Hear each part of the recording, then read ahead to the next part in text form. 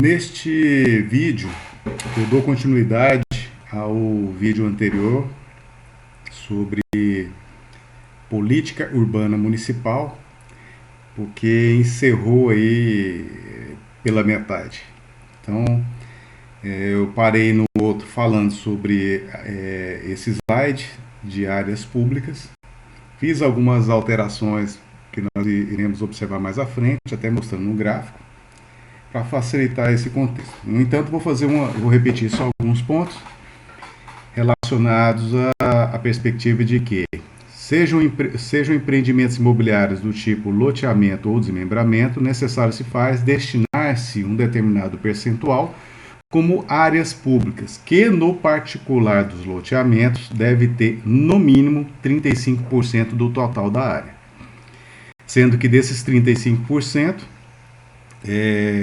deve ser levado em consideração no mínimo 10% para fins aí de equipamentos comunitários, que nós já abordamos e repetimos em vários momentos. O desmembramento, por sua vez, a área pública, ela deve ter no mínimo 10%. Então, em relação ao desmembramento, até pela sua simplicidade, o percentual é menor. Uma observação que se faz em relação ao desmembramento é que, se ele for originário de loteamento, não há que se falar em destinação do percentual para fins de área pública. Por quê? Porque o próprio loteamento em si já fez, obrigatoriamente, já fez essa destinação. Então, seria uma dupla imputação, uma dupla responsabilização, e aí o comando legal ele vem se adequar à realidade, vamos assim dizer. Feitas essas observações, repetindo aquilo que já foi falado, de relevante sobre esse tema, aqui eu apresento o mapa cartográfico do município de Boa Vista. É interessante observar que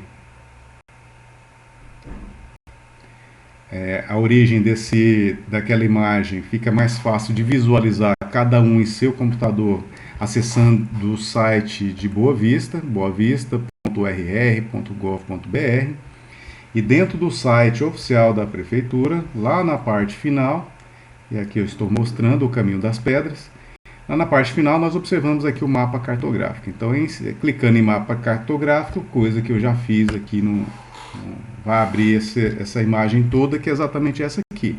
E aí é possível se fazer um zoom.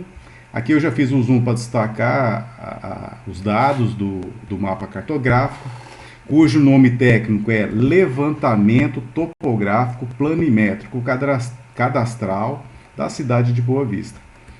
Então, esse é um documento oficial que foi revisado em julho de 2020. A escala dele é de 1 para 10 mil. Então, foi considerado como área urbanizada 127.787.026 metros quadrados, cujo perímetro urbanizado é de 70.705,08 metros.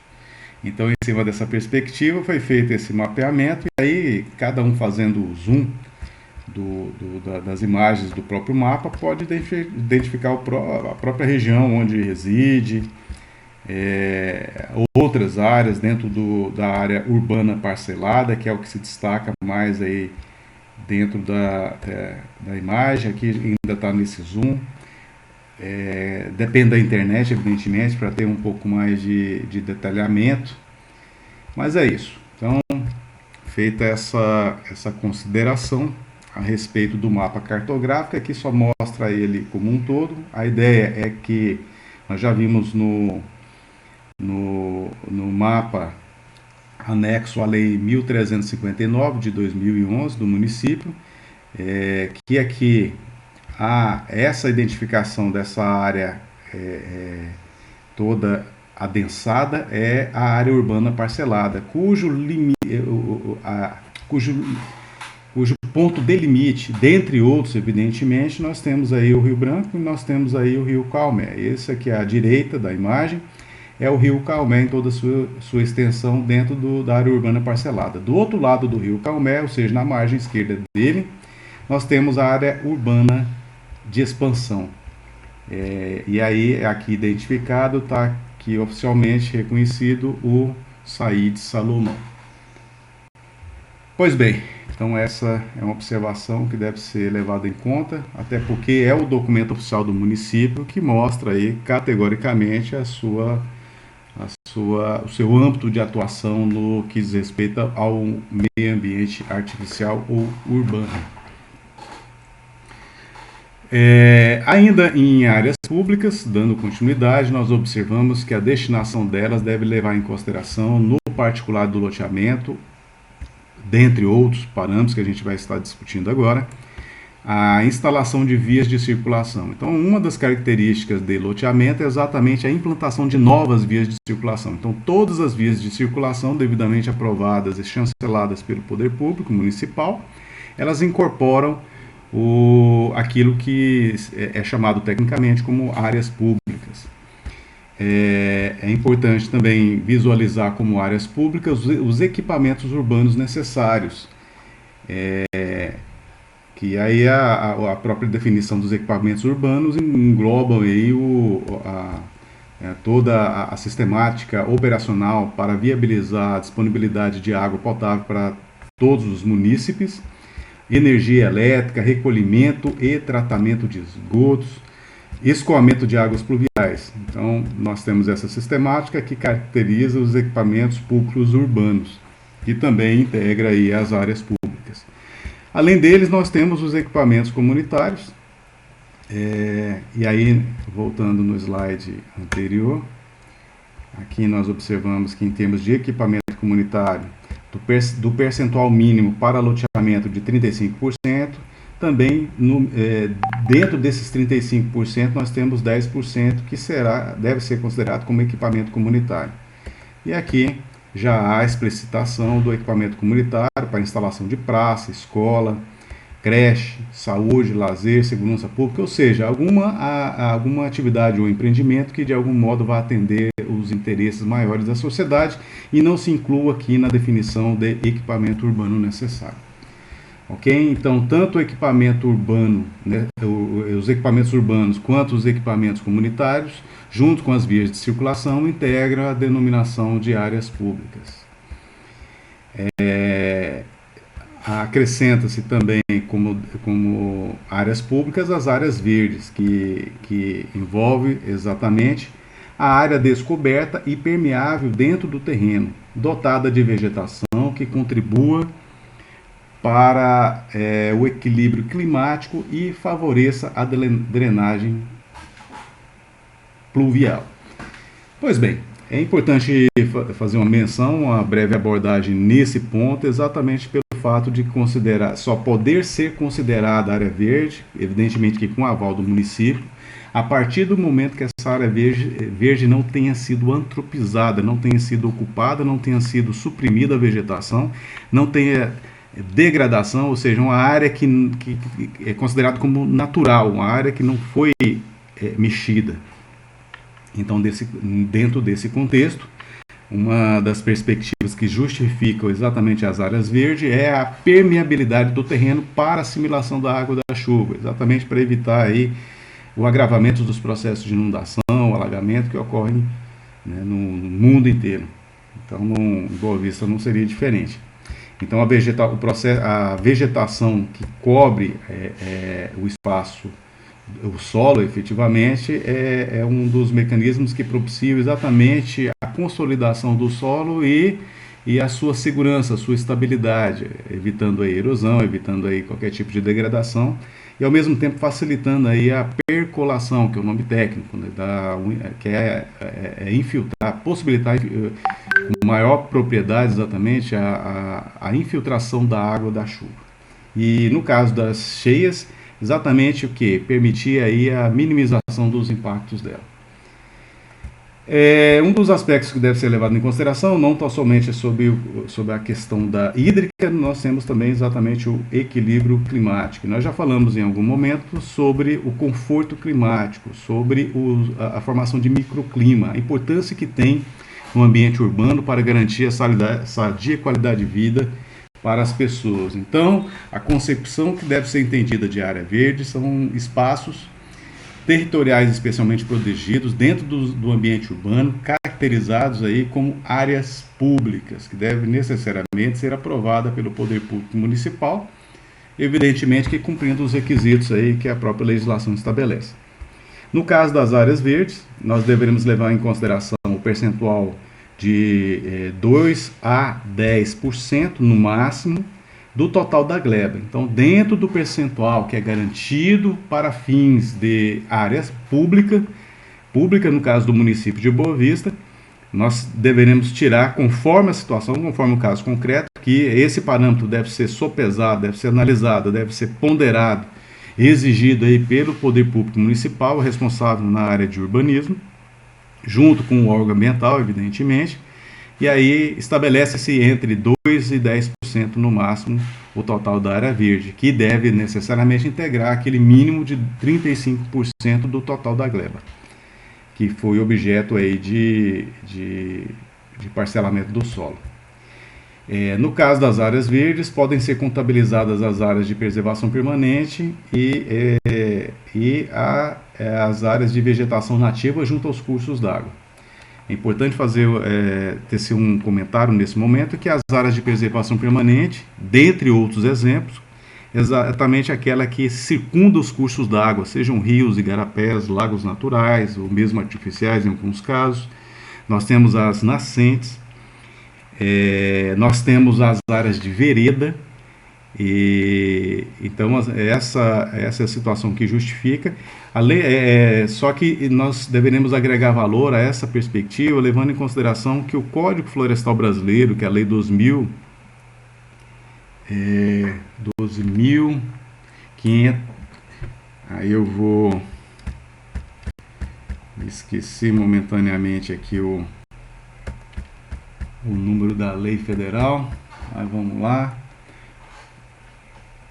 2.651, me parece, lei 2.651, vamos ver aqui se é isso mesmo, é isso mesmo.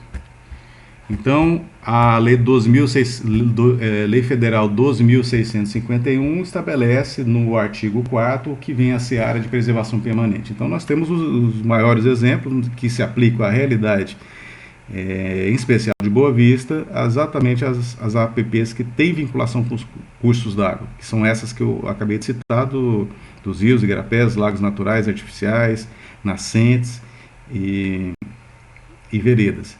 Mas também nós temos outras formas de área de preservação permanente, como topo de morro, restinga, encosta acima de 45 graus, mangue, dentre outras situações, topo de morro, né?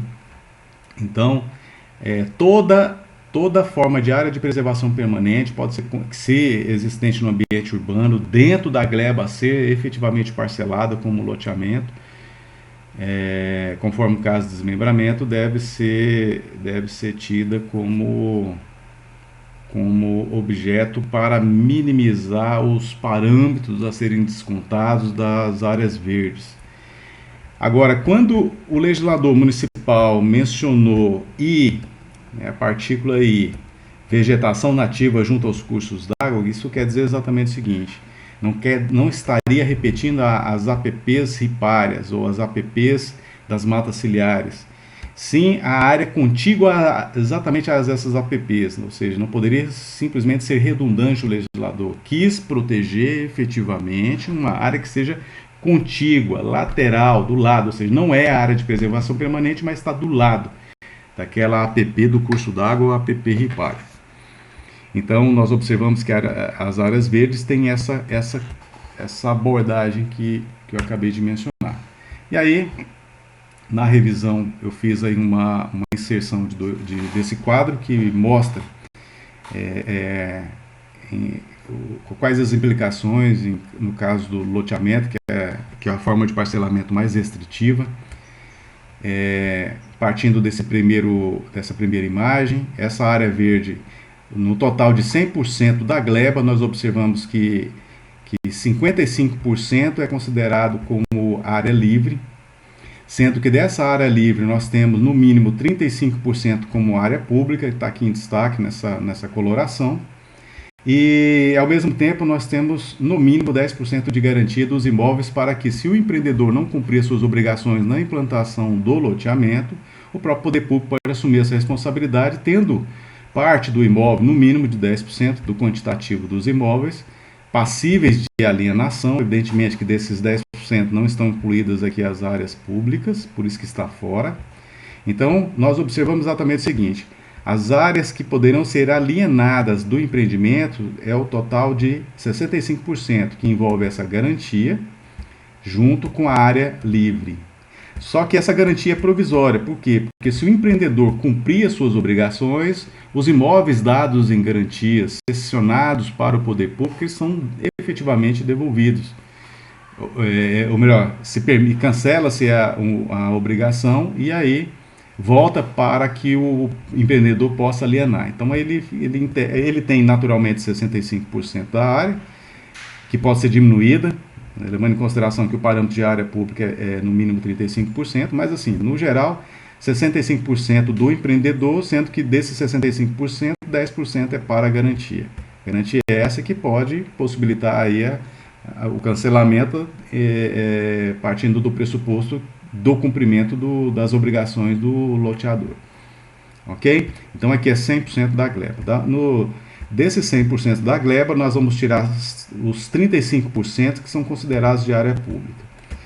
Levando em consideração que esses 35% envolvem 100%, então toda essa área, todo esse círculo integralmente, que nós observamos exatamente o seguinte: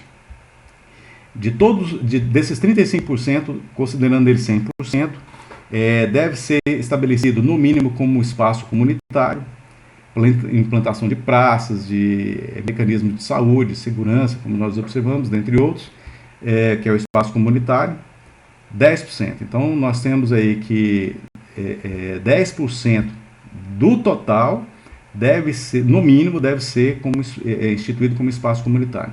Ao mesmo tempo, aqui eu estabeleci o 10% como se fosse área verde, mas a área verde vai de 2% a 10%. Então, aqui está colocado no máximo como se fosse 10% do total. O que sobra como área pública, nós observamos exatamente o seguinte, que seriam os 80%. Outros fins, dentre os quais nós observamos lá que vias públicas. Então, as vias públicas podem integrar as áreas públicas efetivamente. Isso aqui é um contexto geral para ter uma visualização do que pode e do que não pode em termos de áreas públicas. Aqui eu já tinha feito esse comentário a respeito do retorno, né, da garantia ao empreendedor se cumprir as suas obrigações, mas no geral é exatamente isso. Dos 35%, o que se pode fazer, regra geral, é exatamente o que está definido aqui nesse gráfico. Ok? No máximo de 10% para a área verde, no mínimo de 10% para a área comunitária e o restante como área pública para os fins que o poder público assim o convalidado, entre os quais nós temos o traçado viário. Ok? Então são essas as considerações nesse momento. Aí nós entramos agora na discussão envolvendo lei do uso e ocupação do solo urbano, que é a lei ordinária 926 de 29 de novembro de 2006. Nós observamos que a data é contígua à data da lei do parcelamento do solo urbano, da lei que instituiu o plano diretor. Então, todas elas são concomitantes, são os três mecanismos normativos mais relevantes em termos de urbanismo, como todo, mas não únicos, evidentemente, que nós iremos tratar do Código de Posturas e da Lei de Edificações, de forma muito simples, mas será abordada, evidentemente.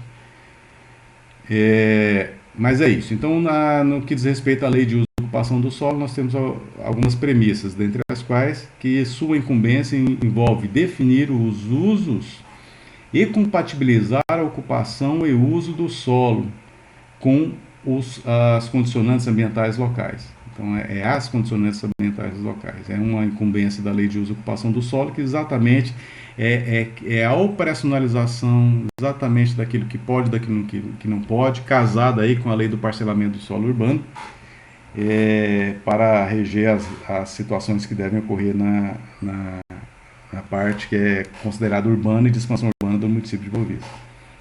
Ao mesmo tempo, tem como obrigação recuperar e proteger os cursos d'água e áreas de preservação permanente. Então, uma coisa é curso d'água, outra coisa é APP, e aqui houve essa diferenciação, trazendo uma incumbência também que não basta proteger, é necessário se fazer recuperar aqueles passivos ambientais que, evidentemente, que no âmbito urbano tenham sido identificados pelo poder público.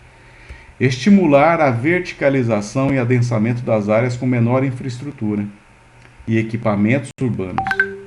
E restringir quando há carência, risco à saúde ou meio ambiente. Então, são situações essas que envolvem, muito embora não esteja escrito exatamente nesse momento, mas envolve planejamento da ocupação espacial, ou seja, ordenamento urbano pautado no conhecimento técnico e científico disponível, que vai identificar as áreas que podem ou não ocorrer um maior adensamento, não só de construções, como de pessoas até. Então, são situações essas que vai depender do caso concreto, vai depender da localidade, evidentemente que pautada em estudos que viabiliza aí a pertinência ou não desse tipo de medida a cargo do poder público. Ok? Criar mecanismos para avaliação de empreendimentos e atividades que provoquem impactos ambientais significativos, geração de tráfego, etc. Ou seja, é necessário se faz pautado naquela premissa maior da Lei Orgânica do município de Boa Vista, de que o planejamento territorial ou planejamento urbano ele tem que ser permanente, em razão da sua dinamicidade. Então aqui nós observamos a necessidade de reavaliação, quando necessário, exatamente da dinâmica urbana, para propiciar as alterações que sejam mais adequadas aos interesses da coletividade. Partindo do pressuposto que um dos elementos a serem considerados é o elemento ambiental, mas nós podemos agregar valor ao elemento social, ao elemento econômico e o tráfico, dentre outras situações. São temáticas que, evidentemente, estão incorporadas aí no contexto da Lei de Uso e Ocupação do Solo.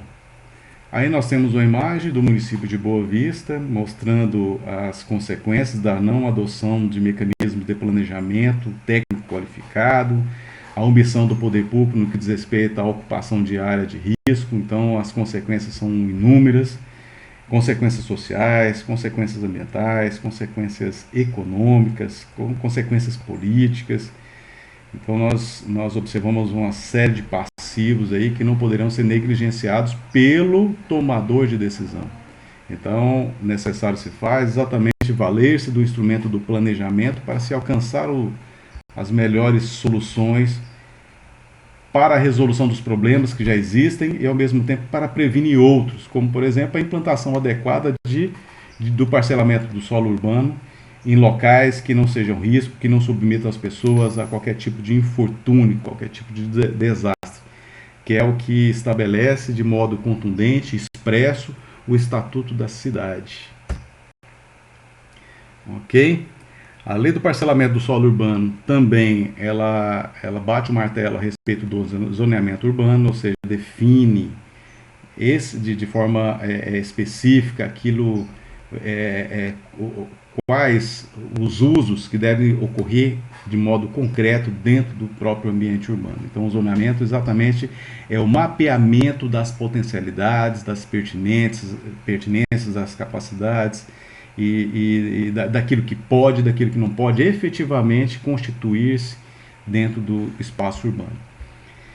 Pois bem, o zoneamento urbano envolve todos os terrenos incluídos nos limites do perímetro urbano do município de Boa Vista. Então, nós observamos que aí, eu volto aqui algumas imagens para mostrar que a Lei 1359 do ano de 2001 é a lei que trata do perímetro urbano, exatamente essa aqui. Então, o perímetro urbano envolve toda essa área dentro aqui dessa linha em destaque vermelha, que é subdividida em área urbana de expansão, que é essa área ao redor da área adensada, que área adensada é essa que é definida como área urbana parcelada, ou AUP.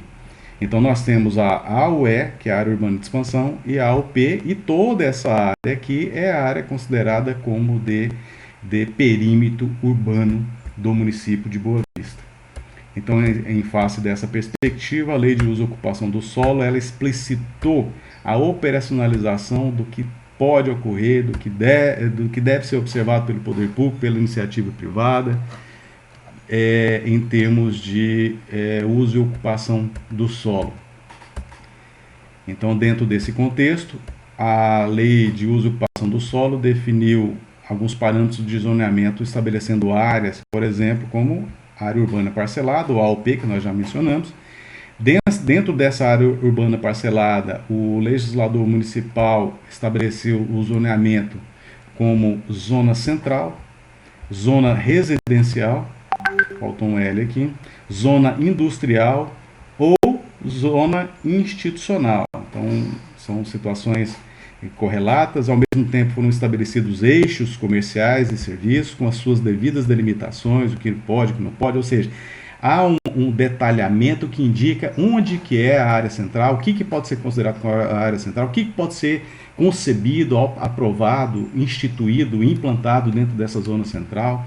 A mesma situação envolve a área residencial, o que pode, onde pode, como pode, qual o porte, o tamanho, é cabível ou não a construção de prédio, qual o nível, né, qual o tamanho admitido, quais os parâmetros de área, qual o tamanho dos lotes que devem ser observados em cada uma dessas zonas, e a industrial e os eixos comerciais do mesmo jeito. Então são situações essas que pontuam claramente de modo contundente para saber exatamente o que pode ou não em cada zona dessa definida na área urbana parcelada, que é aquela área urbana mais ocupada que nós mostramos na imagem lá da Lei 1359, que define o perímetro urbano de Boa Vista. E aí nós temos também, fora daquela área, ou seja, a área menos adensada, menos antropizada, ocupada pelo homem, que é a área urbana de expansão, ou AUE. Aqui o computador, quando dá um enter, ele muda, mas aqui é AUE, área urbana de expansão. É definido também na Lei de Uso e Ocupação do Solo os usos e atividades considerados como especiais. Então há uma delimitação, uma explicitação do que pode, o que não pode, como pode, se for o caso, para a implantação de empreendimentos do tipo postos de abastecimentos e de serviços para veículos. Nós temos as estações de radiocomunicação, serviços de telecomunicação e teletransmissão, redes de distribuição de energia elétrica, dentre outras situações consideradas especiais, ao ponto de exigir uma tratativa normativa mais específica. Então, a própria Lei de Uso e Ocupação do Solo delimita, estabelece os parâmetros de como pode, se for o caso, se for viável, o que tem que ser respeitado em termos de urbanismo.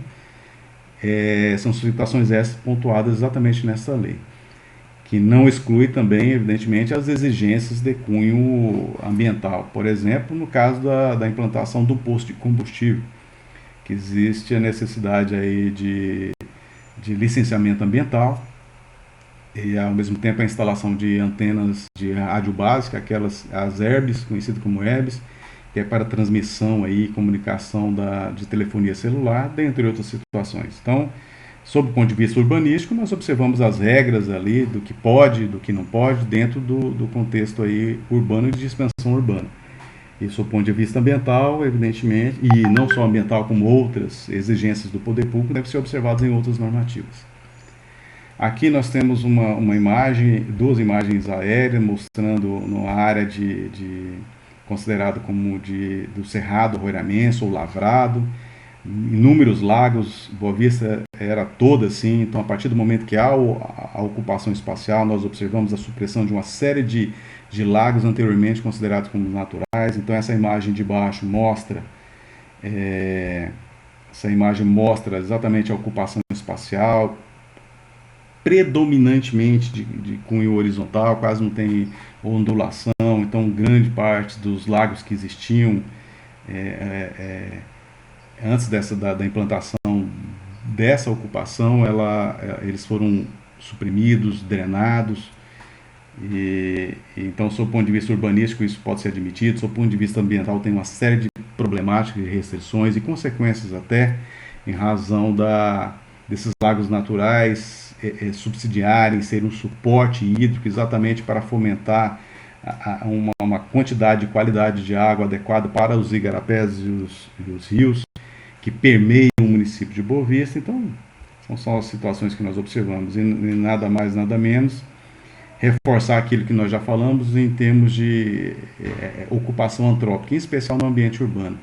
Então, parte do pressuposto que toda ocupação humana, para constituir o meio ambiente artificial, necessário se faz alterar o espaço natural. Então, nós podemos considerar, guardadas as devidas proporções, que o que está identificado na imagem de baixo era o que está exatamente na imagem de cima, hipoteticamente. Não é a mesma região, evidentemente, até porque essas imagens eu mesmo tirei e mostra exatamente uma área não antropizada, uma área não ocupada e uma área efetivamente antropizada, ocupada, com intervenção humana dentro do espaço considerado como área urbana parcelada. Parâmetros urbanísticos que deverão ser levados em consideração para todos os fins, dentre os quais nós temos definido na Lei de Uso e Ocupação do Solo o tamanho mínimo de cada lote em cada zona daquelas definida previamente. Nós temos o coeficiente de aproveitamento do terreno, que leva em consideração a construção, a área livre que deve ter em cada lote, a altura máxima da edificação, qualquer tipo de edificação que seja sendo permitida, o que pode ser incorporado no lote, lá no imóvel urbano, o número máximo de pavimentos, conforme a zona, conforme o zonamento e a finalidade.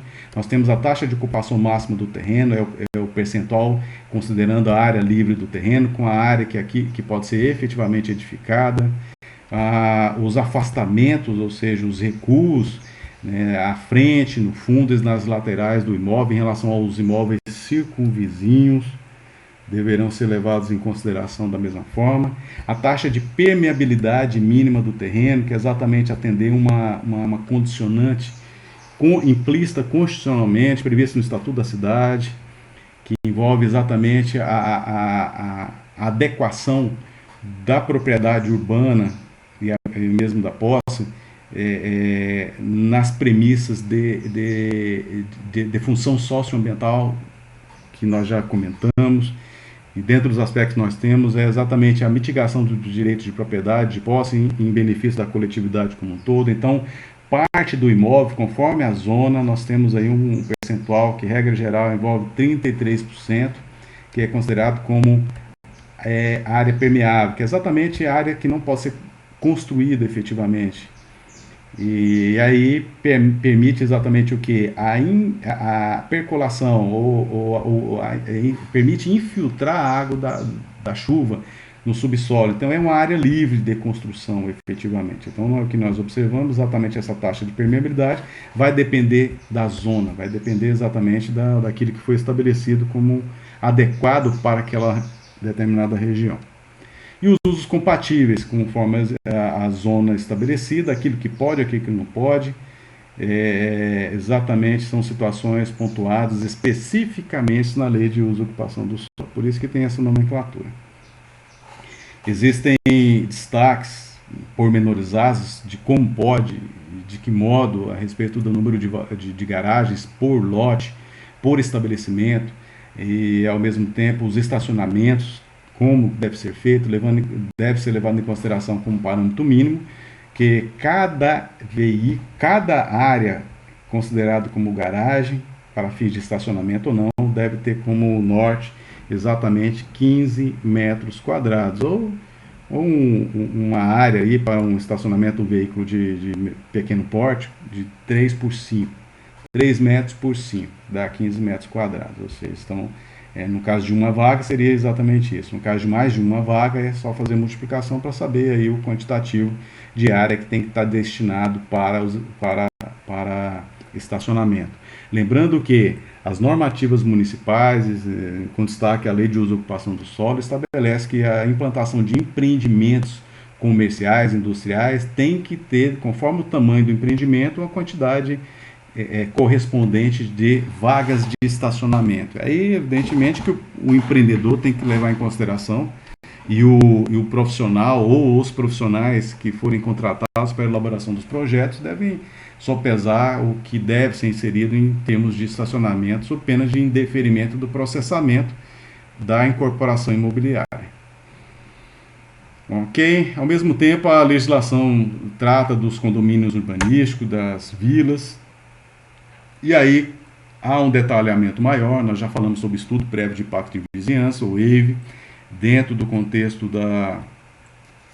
do Estatuto da Cidade. Nós falamos lá que o Estatuto da Cidade tratou genericamente desse instituto, desse instrumento da política urbana, extremamente importante, e aí no particular do município de Boa Vista houve um detalhamento a respeito de sua operacionalização, que deve conter a formalidade legal, quais os casos que são exigíveis a sua apresentação, evidentemente, ou seja, o procedimento tendente à análise e eventual aprovação desse instrumento extremamente válido aí no contexto da atualidade para propiciar toda a garantia que nós já abordamos e repetimos em vários momentos do direito à cidade sustentável.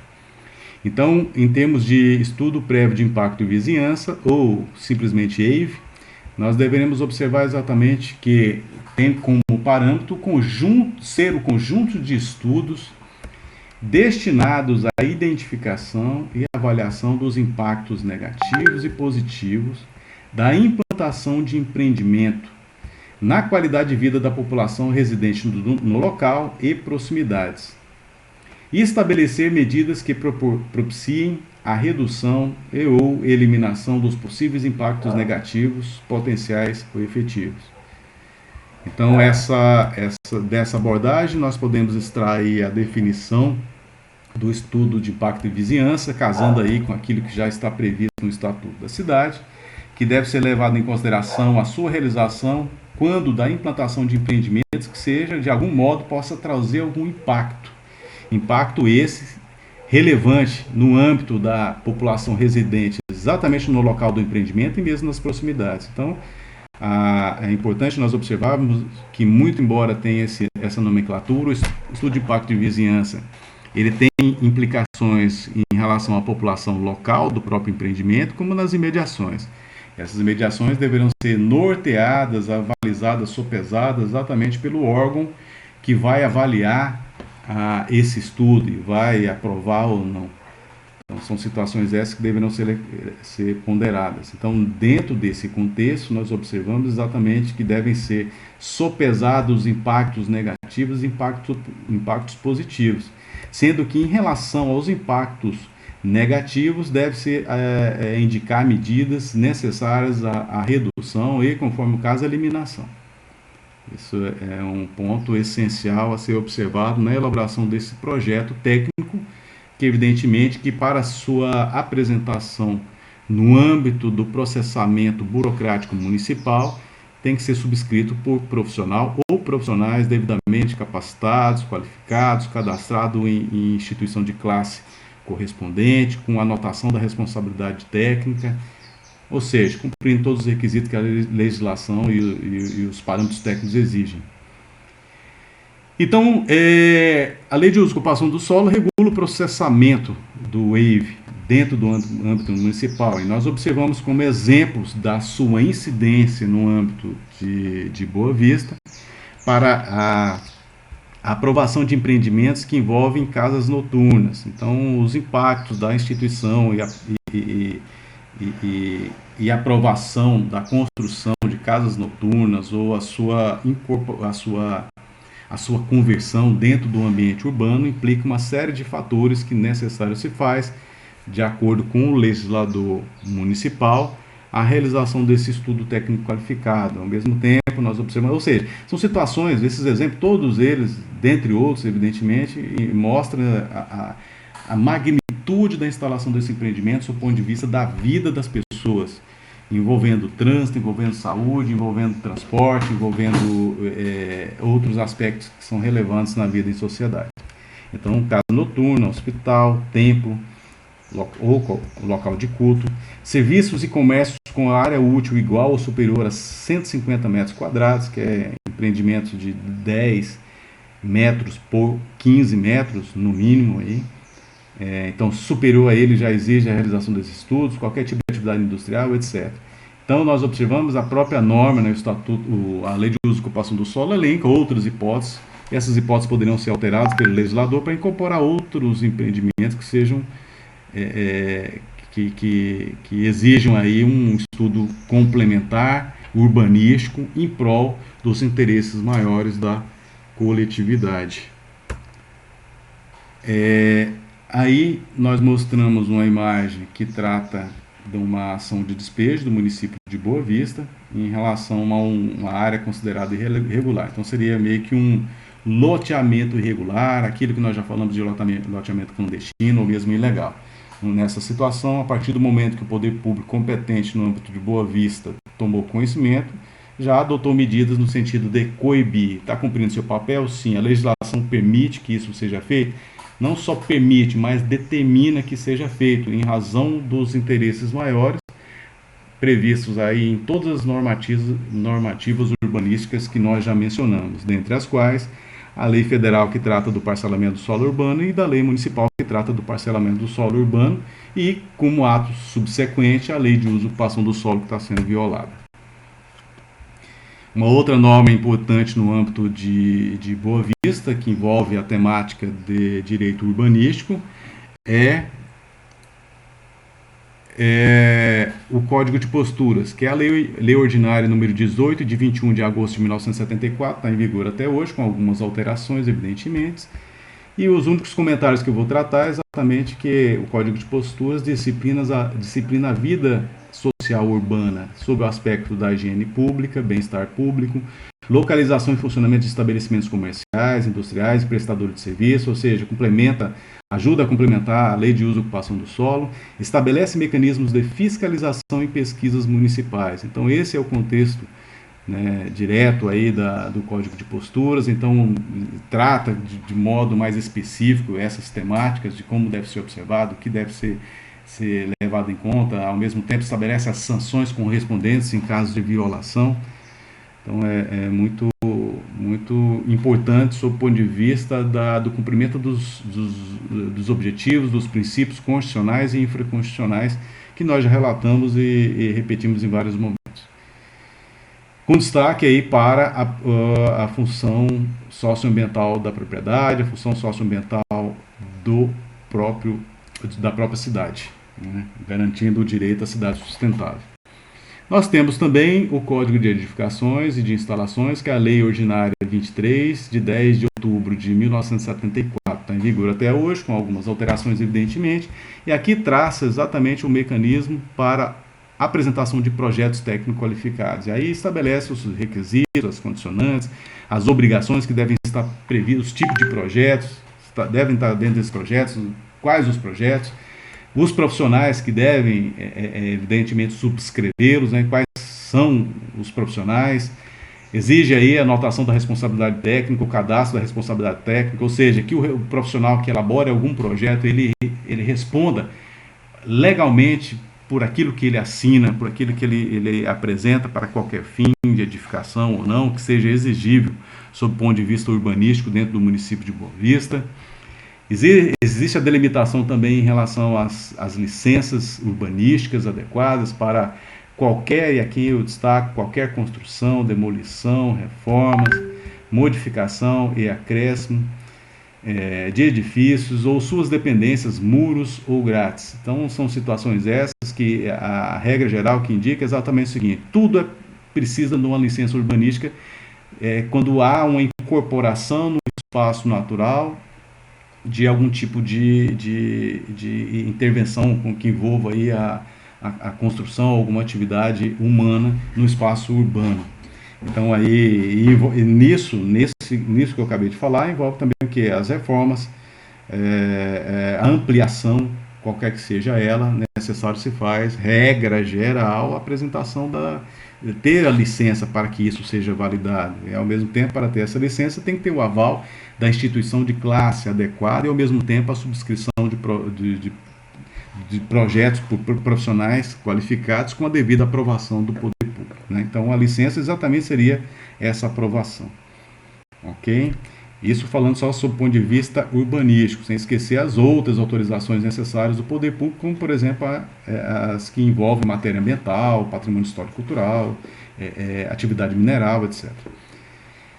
No entanto, uma ressalva que eu destaco é exatamente a dispensa do projeto, mas não a licença. A licença ainda assim é exigível, mas o projeto técnico qualificado fica dispensado. No caso de construção de cobertas, como se fosse aquelas edículas de 30 metros quadrados, que seria uma construção de 6 por 5, por exemplo, 6 metros por 5 metros, aí dá 30 metros quadrados. Ou decurso de obras definitivas, como e abrigos provisórios. Então, a partir do momento que envolve essas situações, que, por exemplo, no caso do abrigo provisório, que visa tão somente atender uma necessidade para uma construção em definitivo, então são situações essas que não exigem aí a apresentação de projeto, mas a licença é possível. Conserto de prédio. Então, no caso, esse conserto envolve reformas, que não exige o projeto, mas exige aí uma convalidação do poder público para que ela possa ocorrer. Até porque é o poder público que vai controlar o que pode e o que não pode. Por exemplo, no caso, se vai utilizar areia, se vai utilizar seixo, tijolo, onde que vai ser colocado isso. Então, para realizar algum tipo de reforma, geralmente esse tipo de material é utilizado, mas tem que ser acondicionado em algum lugar. E aí é o que? É via pública? Não é na via pública, pode ser usado na calçada ou parte da calçada. E aí sim, parte da calçada efetivamente pode ser utilizado, mas desde que haja o aval do poder público e os parâmetros a própria normativa estabelece. Nós temos também situação que pode dispensar projeto, modificações na fachada dos prédios, sem comprometimento da estabilidade. Então nós observamos que, regra geral, tudo exige projeto técnico qualificado com a subscrição de profissional ou profissionais qualificados e as respectivas licenças. Ok? A exceção envolve exatamente a dispensa de projeto, mas não da autorização do poder público em matéria de direito urbanístico. E aí nós fechamos esse bloco envolvendo o planejamento, a política urbana municipal, com a especificidade do município de Boa Vista, tratando a lei orgânica do município, o plano diretor participativo, estratégico e participativo. Nós falamos aí da lei do parcelamento do solo urbano local, a lei de uso e ocupação do solo, algumas ponderações simples até, exatamente pela repercussão daquilo que é mais relevante, nós já tratamos tanto no plano diretor, quanto na lei do parcelamento, quanto na lei de uso e ocupação do solo. Então nós fizemos uma abordagem muito simplificada, só a título de comentário, do Código de Posturas e da lei de edificações e instalações de Boa Vista. Então são situações essas que são as principais normas, evidentemente, que envolvem aí as obrigatoriedades no que diz respeito à busca do cumprimento do princípio da função socioambiental da cidade, isso em nível de poder público, em nível de sociedade, em nível de iniciativa privada, e como correspondência a isso, exatamente fazer com que a posse e a propriedade urbana também atenda a sua função socioambiental. Ok? Sendo que o objetivo principal é atender aí os predicados do direito de garantir para todos efetivamente que vivem, circulam, de algum modo transitam, ou de algum modo participam do ambiente urbano, que é o direito à cidade, direito constitucional à cidade sustentável. E aí nós finalizamos exatamente com essa imagem do Parque Anauá, que é considerado, dentro do contexto urbano, que nós já falamos, uma área pública comunitária. Então entra exatamente nessa definição. Ok? Então aí nós finalizamos esse bloco para entrar em outro vídeo.